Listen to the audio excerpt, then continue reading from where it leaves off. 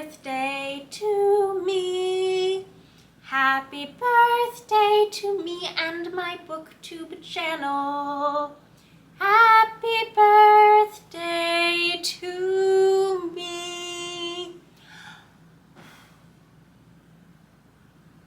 On January 3rd of 2016, I decided to give myself a BookTube channel for my birthday, and I uploaded my first ever BookTube video. The consequence of this action that I did not foresee at the time being that my channel anniversary henceforth was also my birthday. I am not going to tell you how old I am today, but I am going to tell you that it is my 8th BookTube-iversary. I have been doing this on YouTube for 8 years, for better or for worse. And because my birthday BookTube-iversary falls at the beginning of the year every year, when I'm on top of things, I have an opportunity at the beginning of each year to do like a birthday BookTube-iversary video that is also a sort of year-end, year start video. So this year, my BookTube-iversary video is my 5-star reads of 2023 and some reflections on my recent 5-star trends.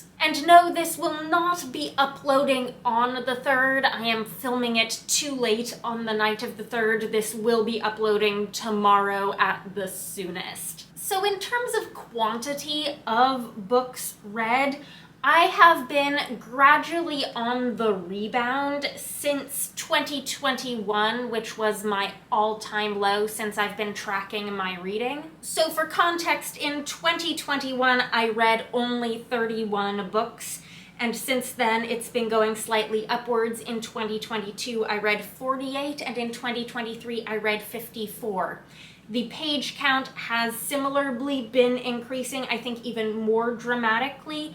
In 2021, that was 8,773 pages, up to 14,495 in 22, and 17,795 in 23. However, this has not correlated with an increase in 5-star reads. Quite to the contrary, in 2021 and 2022, I had 5-star reads apiece. I'm not sure at the moment how many, if any of those were rereads in those two respective years, but this year I only have 4 5-star reads for 2023, and 2 of them were rereads. My first 2 5-star reads of the year were the 2 that were new to me, and they were both books that I requested for review from NetGalley and then went on to purchase copies of for myself after they were 5-star reads for me. The first is Emily Wilde's Encyclopedia of Fairies by Heather Fawcett. I have a full review of this on my channel. You should go watch it. This was delightful, endearing, laugh out loud funny despite getting kind of dark and high stakes towards the end. A little bit of romance, just absolutely, completely endearing characters. I cannot wait for the release of book 2 this month. I have pre-ordered it. The second of my NetGalley 5-star reads is one I've recommended several times, I think both here and on TikTok, but I have not yet done my actual review of it. This is The Last Dragoners of Bowbazar by Indra.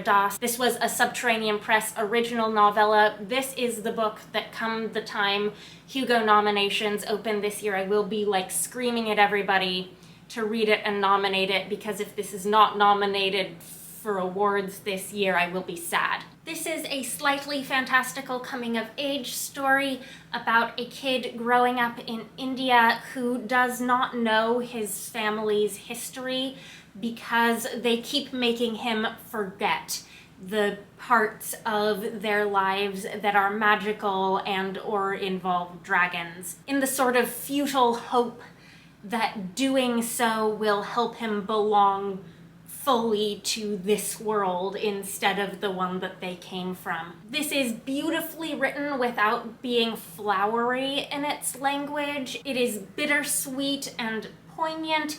It has both like an incredible amount of specificity about growing up in a certain place and time in the real world, meshed with like one of the most unique takes on dragon lore I have read in recent years. Highly, highly recommend this book. I do still owe you a full review for it once I figure out how to pair it in a double review with something, because this book has proven very difficult to like find a companion book to pair with it, and I can't post this review on its own because it's a novella and the review is also going to be very short. That is the excuse I am giving for my procrastination. I do have this like officially unreviewed on NetGalley despite having been hyping it up on social media.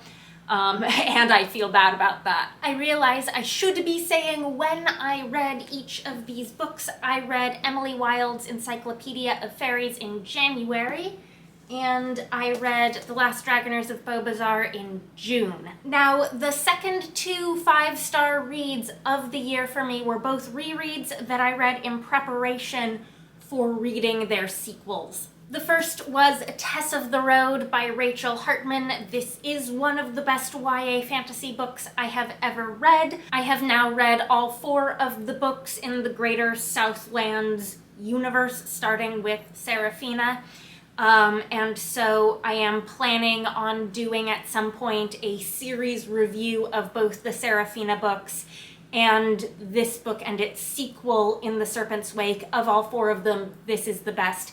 This was a book that was better on reread than I even remembered it being, and I was a little disappointed that none of this author's other books lived up to this high bar for me, but I still feel that on average they are all very, very good. This is such an introspective and character-driven story. It deals with some themes that you don't often see as fully explored in YA fantasy as they could be. I did appreciate this second time reading through it, having read Seraphina and Shadowscale and understanding more of what was going on with like the dragons and the history in this world. And the family at the center of this story. But all of that is kind of extra icing on the cake. Mostly this is about Tess's personal journey of recovery after a very traumatic teen pregnancy, and you absolutely can read this on its own, although I would recommend reading the prior books first. And my reread of this was in September. And then my other 5-star reread was Network Effect by Martha Wells. This is the 5th book in the Murderbot Diaries series. 5th in publication order, 6th in chronology. And I read this in November in preparation for diving straight into System Collapse the moment it came out. I was glad I did that because System Collapse follows like so closely on the heels of the events of this book. And Network Effect introduced so many new characters and like details about the specific place where these books are set that I was glad that I was reminded of all of those details first. But this is a better book than System Collapse. For me, this is the best Murderbot book. This is peak Murderbot. This is the Murderbot art book where their respective humans meet each other. This is the book where Murderbot finally gets rescued dramatically instead of always being rescuing everybody else. This book makes me feel things. So just to do a little bit of commentary here, the 2 rereads of 5-star books from previous years from this year were both very successful in that these were both 5-star reads for me. These were both books that I picked them up and I was like, yes, this is why I give books 5 stars. And that makes me both like happy that it's not just that my standards have like gone up so much that I can no longer appreciate books that would have previously been 5 stars for me, but it does make me frustrated that I'm not doing better at picking 5-star reads for myself. I do want to give an extra bonus shout out to a book that I read in June and gave 4 stars, but I am still thinking of it fondly as one of my favorite books of the year, and that is Witch King by Martha Wells. These characters still live in my brain rent-free. And the reason I didn't give this 5 stars is one of my recent pet peeves in my attempts to assign star ratings to books lately. And this is the question of often not knowing when you pick up a book if it is going to be a true standalone or not, or if it is already a sequel, if it is going to be the final book in the series. Not knowing if there will be further sequels is a thing that leaves me feeling differently about a book I have just read. In this case, I went into this book fully believing it to be a standalone because that was how it had been described and portrayed to me. And partway through, like getting close to the end, I got exceedingly nervous that it was not going to be a standalone because I could not see my way to the plot and story wrapping up in the amount of pages I saw were left.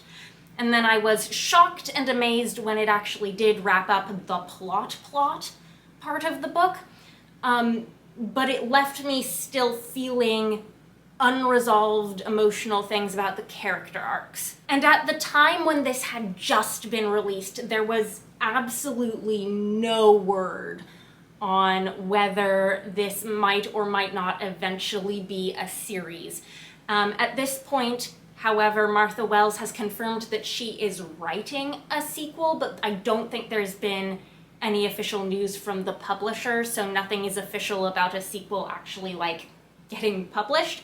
And if we do get a sequel to this book, and I do the reread of this in preparation for reading an announced sequel that I have pre-ordered that has a release date, I can imagine reading it in that context, bumping this up to 5 stars. I think this is probably the only book this year that I feel like I would have actually given a 5-star rating to if I had known there would be a planned sequel, but there are definitely others that I read that were in 4-star territory where I was deeply frustrated coming to the end of the book not knowing whether I should think about what I had just read in the context of it being a series finale or not. One of those was In the Serpent's Wake, which is the sequel to Tess of the Road. I had sort of assumed that this was also a duology because Serafina was a duology, but I don't know that that's ever exactly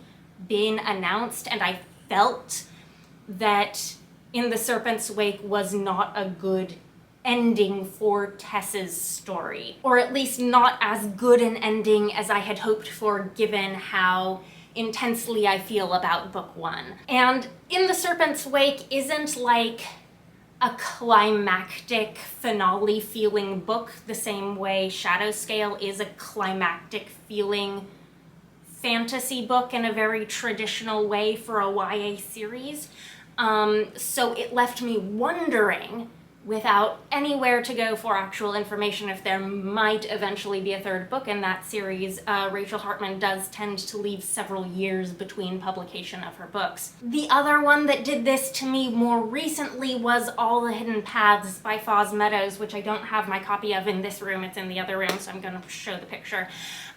This is the sequel to A Strange and Stubborn Endurance, and there is no further book in this series announced at this point, but I don't feel, just like with book 1 also wrapped up its plot. This also wrapped up its plot in this book, but I feel that there are emotional threads still left hanging. I feel like there are characters I have been teased who have yet to show up on the page. and whose presence will shake things up for the protagonists when and if they do. And so while I felt like this was a great entry in the series, it would be extremely underwhelming as a finale to this series for me. And I just wish we had some information about whether future books are in the works. So this has been a sort of running theme for me in my reading this year, and the ways in which I'm feeling like moderately disappointed about my books that I've been most excited for, because all of the books I've just mentioned were books that I was like extremely hyped for. And I don't know what to think of that. I don't know if this is more annoying for me now than before because something has changed in publishing and the types of books that are getting published with or without announced series attached, or if it has to do with a change in my reading and how I review and rate a book based on my knowledge of an author's body of work and the potential for serieshood as a whole.